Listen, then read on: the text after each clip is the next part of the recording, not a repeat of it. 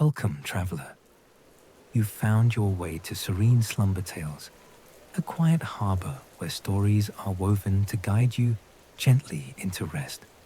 Tonight, we will step into a seaside town called Myrite Cove, a place where the ocean sings against the cliffs, and a tavern called the Serenade glows with firelight and laughter. This is not a tale of battles or quests, but of warmth and gentle company, of waves outside your window, and the safe, steady rhythm of voices carried by the tide. As you listen, let the world outside drift away. You don't need to do anything now but breathe deeply, relax, and let the sound of waves and stories carry you into calm. When you're ready, close your eyes and let us begin. The sea has a voice of its own, though it rarely speaks in the same language twice. Tonight, it whispers low against the darkened cliffs, curling soft and steady around the edges of a little port town called Myrite Cove. The tide drags its fingertips across barnacled stone, as though reluctant to leave, and then retreats again with a sigh, pulling silver threads of moonlight into its wake. Lanterns sway on crooked wooden posts along the narrow dockside paths, their flames caught and teased by the mist, sometimes glowing bravely, sometimes sputtering as though they might give up altogether. The salty air rolls in gentle waves across weathered rooftops patched with moss and tar, carrying the faint tang of fish, the ghost of pinewood smoke, and the sharp bite of brine. In the distance, a lighthouse beam sweeps lazily back and forth across the harbor, indifferent yet protective, its rhythm like a heartbeat that never falters. This is a place at the very edge of the map, a stubborn smudge of ink almost forgotten by cartographers, yet alive with a soft pulse of its own existence. Here, the restless ocean cradles both mystery and comfort, as if holding its children close with one arm, while keeping its secrets clenched tightly in the other. Every night feels a little like stepping into a dream, half real, half imagined, always swaying between the two. Shadows lengthen strangely in Myrite Cove, and the sound of the sea often feels louder inside your own chest than in your ears. Some say that's the town's way of claiming you, weaving you into its fabric, whether you plan to stay or not. At the heart of the cove sits the Serenade, the most unlikely tavern to have ever grown out of the bones of a shipwreck. The vessel it once was had been a proud thing in its day, a merchant ship perhaps, or maybe a vessel meant for discovery, though time has worn away the truth. Now its timbers are stitched into place with driftwood scavenged from the shore, its gaps patched with thick rope and mismatched sails stretched taut as walls. Seashells and glass bottles line the cracks, the sea having donated its own peculiar form of mortar. The windows glow warmly with firelight, flickering like living jewels against the night. To see the Serenade from the water is to mistake it for a lantern itself, a beacon of rest after a long and weary voyage. Step inside, and the warmth envelops you at once. The crackle of the hearth mingles with the quiet roar of the waves just beyond the door, until you can't tell which belongs to the land and which belongs to the sea. The scent is one of spiced rum, roasted fish, damp wool, and smoke curling lazily up the chimney.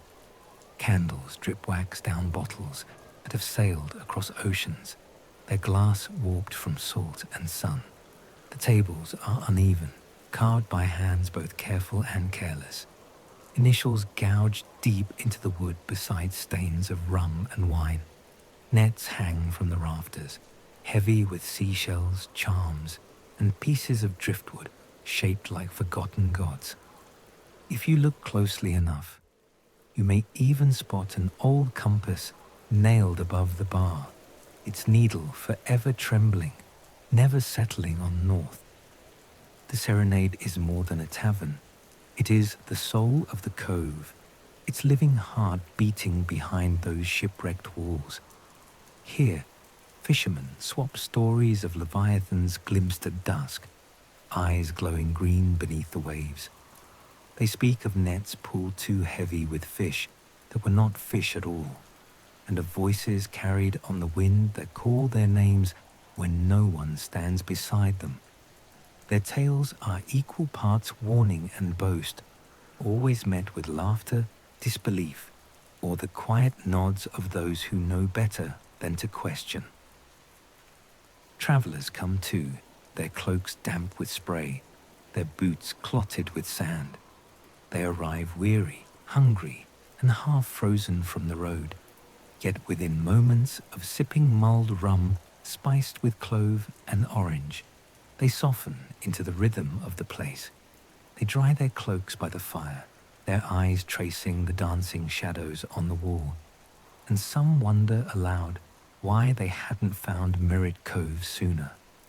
Many promise to leave by morning, but few do. The cove has a way of stretching out time, of convincing even the busiest soul that one more day, one more night, couldn't possibly hurt. Sailors, of course, are the lifeblood of the tavern. They arrive in bursts of laughter and salt, their coats dripping, their voices booming. They slam mugs together, recounting storms they've survived as if daring the sea to try again. Some bring songs, loud and rowdy, full of stomping boots and clapping hands, filling the rafters until every shell and net seems to tremble. Others bring quieter tunes, sung low and mournful, the kind that hush even the rowdiest drinker into silence. In those moments, the tavern feels more like a chapel than a den of rum, as if everyone inside has remembered some shared grief they cannot name. Yet for all its noise, the Serenade is a place of rest. Its rhythm is steady like the tide itself, rising, falling, always returning. The laughter and stories swell like waves, then ebb into silence, broken only by the hiss of the fire. Even the most restless wanderer can find sleep here, lulled by the music of the ocean and the promise of safety that hangs in the rafters like an unspoken vow. The walls, patched together though they are, seem to hold back not only the wind and the cold, but also the weight of whatever haunts those who enter. There are whispers that the Serenade is enchanted, that something of the ship it once was still lingers inside it. Some say the wood remembers every storm it sailed through, and that memory has made it strong, unwilling to break again. Others claim the tavern listens, that if you sit quietly enough, you'll hear it humming, a low, wooden voice singing to itself in the rhythm of the waves. Whether or not the magic is real, no one can deny the effect. In Mirrit Cove, and especially within the Serenade, the burdens of the world feel lighter, the nights longer, the mornings gentler. Outside, the sea continues its endless song, restless but patient, as though it knows that every soul who finds Mirrit Cove will eventually belong to it. And perhaps that is the truest magic of all, that here, at the edge of the map, mystery and comfort are not enemies, but companions.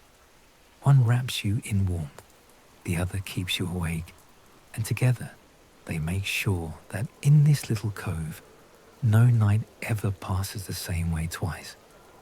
The first person you might notice when you step through the door is Silas, not because he shouts the loudest, nor because he commands attention, but because there is a gravity about him, like the tide itself, inevitable and constant. He leans against the bar with the easy posture of a man who has seen too much adventure and has no rush to prove it His shoulders are relaxed, his smile crooked and fleeting, and yet his eyes are restless, forever scanning, forever measuring. The knives at his belt gleam faintly in the firelight, not ostentatious, but carefully kept, polished as though each blade is an old friend he refuses to neglect. But his hands, that's where the truth of him lies.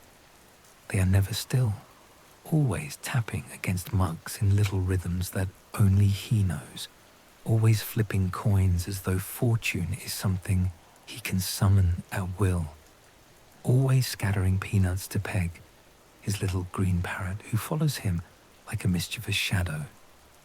Peg is as much a fixture of the serenade as Silas himself, with feathers bright as emerald glass and a voice sharper than a deckhand's whistle.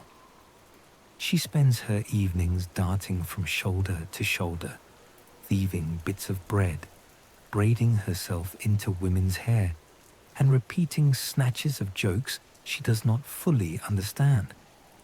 "Storm's coming, love," she squawks at least once a night, sending some poor traveller stiff with alarm before Silas's easy laugh smooths the moment away. Together, man and bird are a spectacle of mischief and ease, the kind that makes newcomers wary but soon charms them into comfort. Behind the bar is Alexei, a man whose very presence is as solid and steady as the oak beams above. His arms are thick with muscle, forged not in tavern work, but in the endless back-breaking labor of the sea. Once he pulled ropes until his palms blistered and bled. Once he steered ships through gales that split the sky with lightning. Now he pulls tankards with the same certainty and steers conversation instead. The tattoos coiled down his wrists are half faded by salt and sun, maps of journeys long past. A serpent curls into an anchor. A compass rose blossoms into a tangle of stars. Some of the ink is blurred like memories that no longer wish to be remembered, but Alexei bears them with pride. When he pours a drink, he does it slowly, not with hesitation, but with reverence, as though every drop sliding into the mug is a story he is unwilling to rush. To watch him is to feel that you too are being measured, weighed, poured out carefully into the glass of his regard. And when he laughs, when Alexei laughs, it is deep and rolling, a sound that begins low in his chest and bursts out like thunder just offshore. The tavern's rafters seem to join in, shaking with his mirth, and even the most sour-faced sailor finds himself smiling before he realizes it. People say the sea has not quite let Alexei go, that when storms rage outside, his laughter booms louder, echoing the thunder he once braved. Then there is Thatch. Quiet as the tide at dawn, he slips into your notice only if you are patient. His hair is long, unkempt, tangled in a way that makes folk whisper whether the sea itself braided kelp into his locks. The candlelight flickers strangely against it, sometimes green, sometimes black, sometimes shifting like the scales of a fish. He sits most often near the hearth, his long fingers busy with nets or carving driftwood into shapes no one else seems to understand. To some, the figures he whittles look like monsters, half fish, half shadow. To others, they look like guardians, keepers of the deep. He never says which they are, only smiles faintly, as though the truth is far simpler than the rest of the room is willing to believe. Thatch listens more than he speaks. When the sailors roar of storms or the travellers spin tales of lost lands, he tilts his head just so, like a gull watching the tide. His eyes are pale, nearly colourless, as if bleached by salt water. And when he finally speaks, his words come out slow and deliberate, chosen with a care that suggests he is translating them from another language altogether. Some swear he is repeating what the sea itself tells him, turning the tides into syllables, giving voice to waves and currents. And though his voice is quiet, it carries. When Thatch says a storm will last 3 days, you believe him.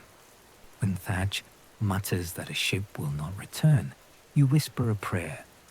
There is a weight to him, the kind of weight that comes from deep waters no one dares dive into. And finally, there is Talia, the scholar in the shadows. She does not announce herself with laughter or stories, not at first. Instead, she is found in the corner where the lamplight softens, surrounded by stacks of weather-stained books. Her tomes are heavy, their spines warped from damp air, their pages marked with smudges of salt and candle wax. The ink is often blurred, but she scrawls new notes across the margins anyway, her hand quick, her eyes sharper still. Talia's books are not the kind kept pristine in the great libraries of cities. They are working books, breathing books, records of storms, gods, ruins, and myths gathered not from shelves, but from mouths. She listens to sailors, fishermen, wanderers, and with the patience of a scribe, she folds their stories into her volumes, preserving what might otherwise be lost to tide and time. Her gaze, when she looks up, is far away. She seems to see the present only dimly, as though her mind is anchored elsewhere, on some horizon of thought or memory beyond reach. Yet when she closes her books, setting aside the weight of paper and ink, she becomes part of the circle around the fire. Her voice is low, almost gentle, but the words she spins hang in the smoky air like charms, tales of lost islands swallowed whole by the sea, names of forgotten gods who demand offerings of song instead of blood. She speaks not as a preacher, but as a dreamer who has wandered too close to truths most would rather leave sleeping. And when she finishes, the silence that follows feels less like emptiness and more like reverence. Together, these four form the unspoken heart of the serenade. They are not bound by ship or sail anymore, not held together by orders or duty. Instead, they are bound by something simpler, quieter, and perhaps more enduring. The comfort of shared nights, of stories traded like currency, of laughter that drifts up to the rafters and settles into the wood like smoke. Silas with his restless hands and clever parrot, Alexei with his steady arms and thunder laugh, Thatch with his tide-born silences and uncanny truths, Talia with her shadowed eyes and fragile tomes. They are a crew still, though their vessel is no longer a ship, but a tavern. And in their company, the serenade itself becomes something greater than walls and wood. It becomes a living thing, a hearth against the storm, a chorus of voices carried together across the endless sea. Outside, the ocean sometimes grows restless, reminding the little tavern and all who sit within it that they are only guests at the mercy of something greater. A gust of wind rattles the shutters with impatient fingers, shaking loose a puff of dust from the rafters. A spray of salt water hisses against the door as though the sea is trying to slip inside, demanding to join the company. Now and then, the wooden beams creak with the weight of the storm pressing close, like a great beast leaning its shoulder against the walls. Yet within the serenade, the storm becomes part of the lullaby, its growls softened by the crackle of firelight, its spray folded into the rhythm of mugs thumping against tables. The sea rages without, but within, it becomes music. Alexei, broad-shouldered behind the bar, always takes storms as a personal challenge. His voice rises over the gale as though competing with the thunder itself, and he launches into tales of the time he outran a squall so fierce it swallowed 3 ships whole before his eyes. He spreads his arms wide, describing waves higher than the tavern roof, waves so tall they blocked out the stars themselves. His laughter rolls through the rafters like thunder, his words tumbling in bursts. And by the time he reaches the climax of the story, the patrons are leaning forward, mugs forgotten, hanging on his every gesture. Alexei claims he tricked the storm by setting his sails crosswise, running not from the wind but with it, until his ship flew faster than he thought wood and canvas could bear. The other ships, he says, were less fortunate, swallowed whole, vanishing into the maw of the sea. He raises his mug then, not in triumph, but in remembrance, honoring those who did not make it back to shore. But before the silence can settle too heavy, Silas interrupts with a grin and a flick of his coin. He leans back against his chair, balancing on 2 legs as easily as though he were leaning on a pier. With the practiced ease of a man who cannot stand solemnity for long, he tells the company that he once convinced a storm itself to calm down with nothing more than a wink and a whispered promise of a drink. His tale is outrageous, of course, filled with flourishes of charm and bravado, but it is told so smoothly that even the most skeptical fisherman chuckles despite himself. Peg the parrot, unwilling to be left out, hops along the back of a chair and squawks in perfect mimicry, "Storm down! Storm down!" The room explodes into laughter, the storm outside temporarily forgotten, its roar drowned beneath a storm of mirth within. Peg bobs her head proudly, feathers puffed like emerald sails, basking in the applause as though she herself had calmed the tempest. Through it all, Thatch sits near the hearth, quiet as always, his long hair casting shadows across his pale face. His hands never stop their work, fingers deftly looping and knotting the strands of a net that seems to stretch endlessly across his lap. For Thatch, storms are not tales to embellish, nor jokes to twist. They are truths, as old and steady as the tide. His voice, when he finally speaks, is low, almost lost beneath the hum of laughter. "The sea gives," he murmurs, eyes on his work, "and the sea takes. Best to thank her for both." His words fall into the tavern like stones into water, small, quiet, but sending ripples through the room nonetheless. Those who laugh the loudest pause a moment longer over their mugs. Those who boast of their survival sit a little straighter, as if reminded that survival is not always skill, but gift. Thatch does not scold, does not seek reverence. He speaks as though repeating something the waves themselves told him, as though he is only a messenger, passing along a truth too simple to ignore. Then, with a faint smile, he goes back to his knots, as patient as the tide. Talia, sitting in her familiar corner, watches all of this with her sharp, faraway eyes. The storm seems to interest her less as danger and more as a story waiting to be named. Her fingers trace along the edge of a book, following ink-blotted lines where she has already scribbled notes about winds and currents. But her gaze drifts beyond the page. At last, when Alexei's booming tale has ended, when Silas's grin has dimmed and Peg has quieted, when Thatch's soft truth still lingers in the air, Talia begins to speak. Her voice is not loud, but it carries. Calm, slow, deliberate, it weaves through the air like a current, drawing all eyes without demanding them. She speaks of a ship that once vanished beneath these very waves, so close to Mirite Cove that its sails should have been visible from the lighthouse window.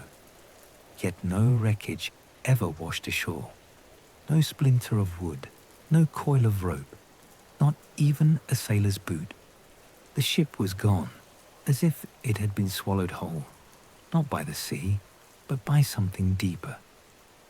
Only one thing remained, she says, the faint sound of bells, tolling at midnight when the tide is lowest. Some nights, if you walk the shore in silence, you can hear them, distant but clear, as though the missing crew is still ringing out across the water, calling to be remembered. The tavern falls into a hush as she speaks. Even the parrot goes still, tilting her head as if listening. The fire crackles in rhythm to her words, each snap and pop of ember punctuating her story, like the beat of a drum.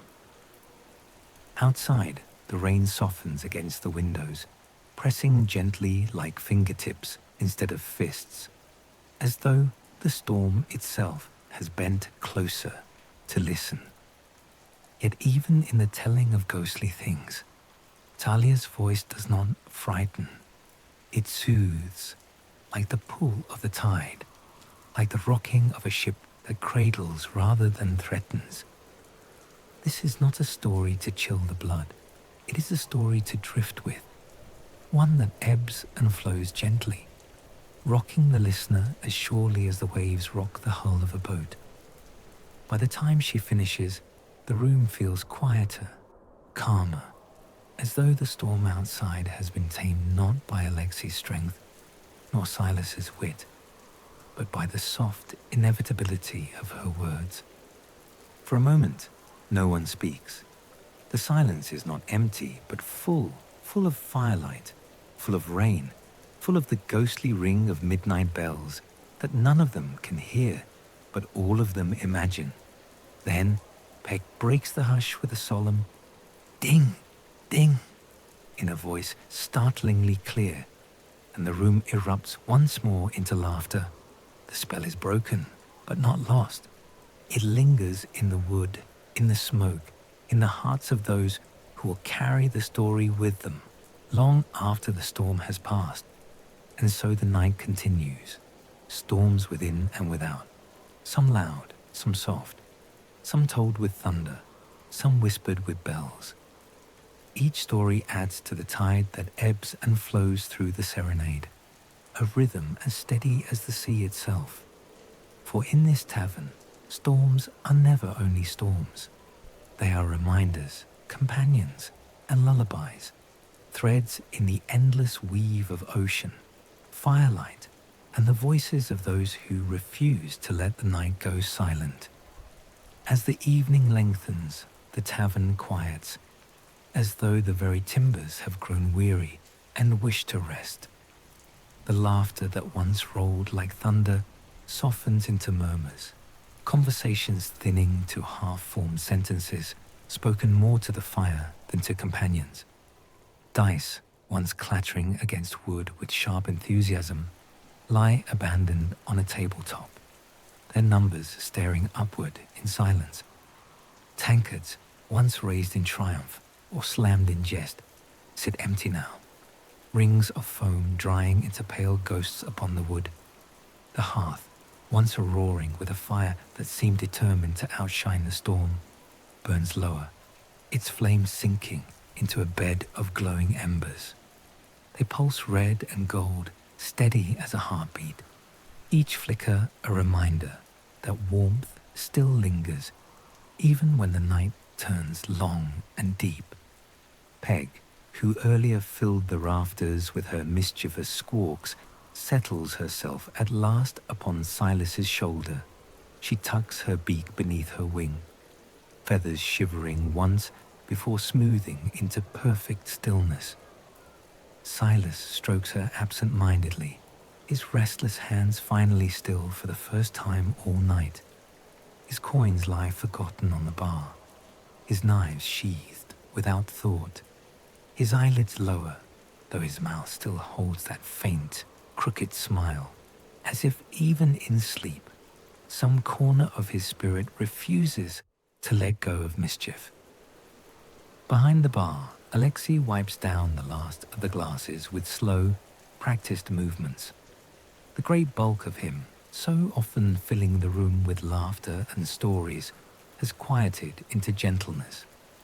He moves with the ritual of someone who has done this 1,000 times before, polishing each tankard as though it were a relic. He sets them in careful rows, lined up like soldiers retired from battle, gleaming in the dim firelight. His shoulders loosen as he exhales, and in that sigh is the memory of many nights just like this one, a rhythm of work and rest that feels as natural to him as the shifting tides. Thatch sits by the hearth, the glow of the embers painting his hair in copper and shadow. His nets lie coiled at his feet, folded with quiet precision. His hands, always busy, rest now in his lap, fingers interlaced. His eyes are half closed, lids heavy, though whether he drifts into dreams or listens still to the sea, whispering against the shore, none can say. His face holds the calm of a man who knows the language of silence, who trusts that the sea speaks just as clearly in its stillness as in its storms. In her corner, Talia closes her book with the soft sound of pages pressing together, the spine groaning faintly beneath the weight of its many travels. Between its covers lie pressed sea herbs, brittle now but still fragrant, releasing the faintest salt-sweet aroma as the tome settles shut. Its pages, thick with sand and candle grit, hold more than words. They hold nights like these, bound in ink and memory. She rests her hand upon it for a moment, as though soothing a living thing into slumber. And then she begins to hum. The melody is an old one, simple but strangely haunting. She learned it from sailors who swore it could calm the most violent seas. A tune hummed on decks when the sky split open with lightning and the waves rose high enough to swallow masts. Here, in the gentle hush of the serenade, the melody is a thread of silver weaving through the dark. It winds between the tables, curls around the rafters, mingles with the sigh of the tide outside. Patrons close their eyes, letting the sound settle into them like the warmth of mulled rum, and even the embers seem to flicker in time with her song. Outside, the storm has passed. The shutters, so recently rattled, are quiet now, their hinges stilled. The wind that once clawed at the tavern walls has softened into a caress, carrying the clean scent of rain-washed air. The sea lies calm once more, brushing gently against the dock pilings with a sound like a mother's lullaby. Waves roll and retreat, steady and certain, their rhythm no longer a threat, but a promise, a reminder that no matter how fierce the storm, the tide always finds its way back to peace. The lighthouse beam sweeps its patient arc across the harbor, light spilling like a hand brushing gently over the waves. In its glow, the ocean seems almost alive, almost breathing, each rise and fall of water like the chest of some slumbering giant. The town, too, breathes in rhythm, rooftops damp with rain, chimneys puffing faint smoke, the cobbled streets glistening beneath the hesitant return of starlight. Myrite Cove is quiet, hushed, but not asleep. It watches, it waits, it holds. Inside the tavern, the world grows softer. Chairs creak like old friends settling into comfort, their joints speaking in quiet groans. The air carries the sweetness of pipe smoke fading into memory, mingled with the faint, lingering spice of mulled rum and cider. The floorboards sigh beneath slow footsteps. but even they seem unwilling to disturb the peace. The room feels wrapped in its own cocoon of warmth, as though the walls themselves have drawn closer to protect those within. You can imagine yourself here, safe inside the serenade, cocooned against the night. The weight of the day has slipped from your shoulders, leaving only the gentle heaviness of rest.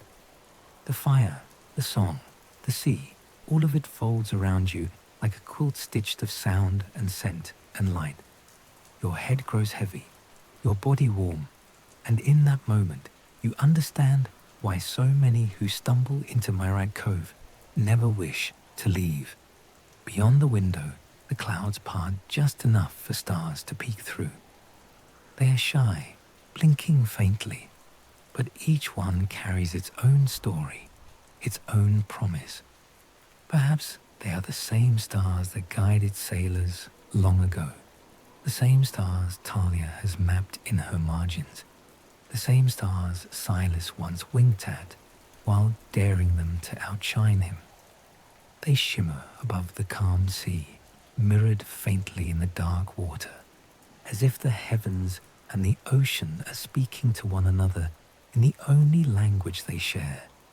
And there, between the hush of the embers and the whisper of the tide, night deepens.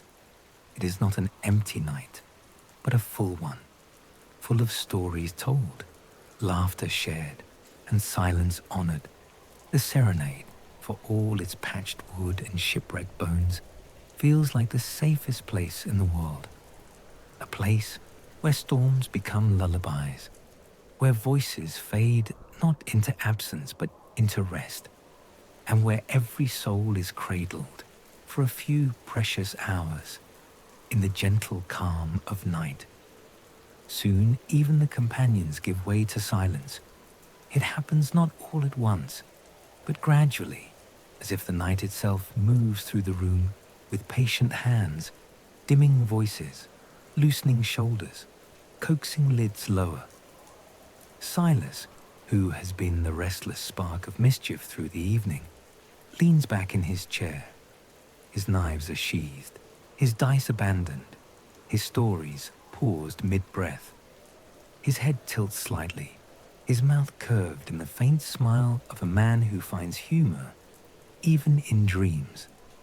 His chest rises and falls in an easy rhythm, as though the sea itself rocks him gently towards slumber.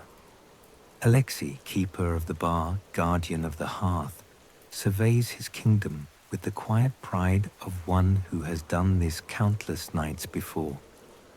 He leaves a single lantern burning low, its flame no taller than a candle's whisper.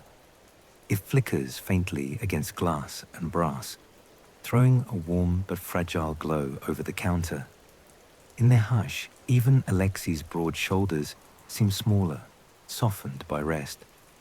He moves with the weight of ritual, placing each stool neatly beneath its table, stacking mugs in their rows, before finally drawing his great frame to stillness behind the bar. He does not close his eyes yet, but the heaviness in them promises it will not be long. Thatch has already surrendered. His head rests on folded arms, his breath steady, lips parting now and again in the half-murmurs of dreams. His nets lie forgotten at his feet, coils of rope slack with exhaustion. The firelight paints his hair in a soft, burnished glow, and the smell of salt lingers around him as though the sea has followed him indoors to watch over his sleep.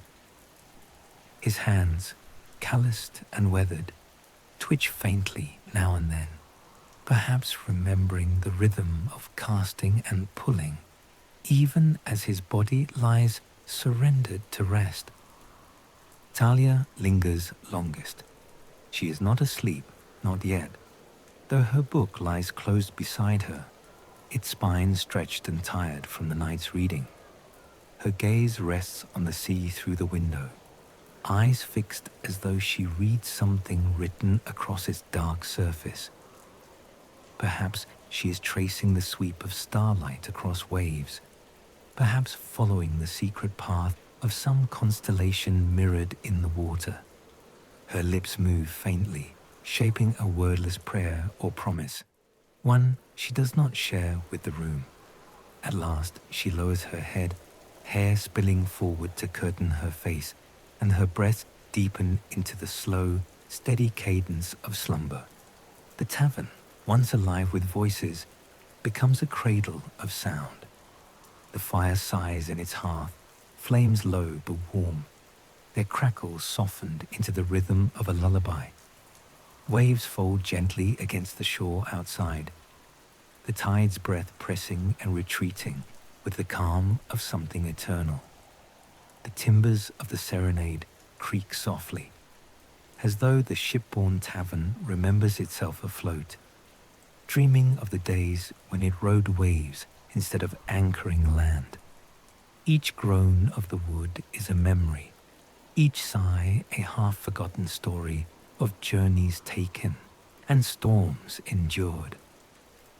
Outside, the night holds no danger. The storm has passed, the clouds drawn back to reveal a sky scattered with timid stars. The lighthouse beam sweeps the harbor, its glow slow and protective, touching the sea like a hand laid gently upon a brow. The village of Mirite Cove is hushed, its cobbled streets damp with rain, its windows dim, its chimneys whispering faint threads of smoke. The air smells of salt and rain-washed stone, a fragrance as old as the shore itself. Nothing stirs save the tide, steady and sure, a keeper of time and memory. Here in Mirite Cove, in the serenade, you are safe. Safe in the way a child feels safe beneath a quilt, hearing their mother's footsteps nearby. Safe in the way a sailor feels when the storm finally breaks and dawn edges the horizon with pale light. Safe because here, the sea does not demand. It does not rage, it only rests. And in its rest, it grants you rest too. The world outside will wait until morning.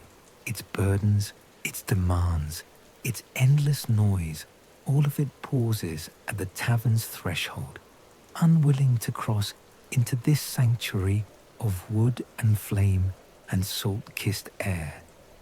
For now, you are welcome to close your eyes, to feel the weight of the day slip from your shoulders, to let the tide of sleep rise around you like a warm current. Dreams will come, drifting in slow as the tide, carrying you from one shore to another. Perhaps you will find yourself walking the streets of Mirite Cove beneath a silver moon. Perhaps you will sail the old ship that gave birth to these tavern walls. Perhaps you will simply wander among the stars, following their patient glow wherever they lead. And as the final embers glow and fade, the story drifts with you, not gone, only quiet, waiting for the morning when the voices will rise again, when mugs will clink, when laughter will return to fill these beams. Tonight, though, it is hushed, resting alongside the tide. The serenade is not empty. It breathes with you, sharing your silence, guarding your dreams. Sleep well, traveler. May your dreams be kind, your rest deep, and your night carried gently upon the sea's eternal song. The storm has passed. The lantern is lit. The tide will keep its rhythm until dawn. Close your eyes, surrender, and let the world soften into the quiet embrace of night. The story ends, but the sea never does. Its waves continue, calm and endless, carrying you deeper into your dreams. Thank you for spending this time with me tonight, here at Serene Slumber Tales. If you found comfort in these words and in the gentle rhythm of Mirite Cove, I invite you to return whenever you need rest, safety, or a soft place to drift away. For now, the tavern's lantern is low, The sea is quiet, and the night is yours. May your sleep be peaceful, and may your dreams be filled with warmth, calm, and endless horizons. Good night, traveler. Sleep well.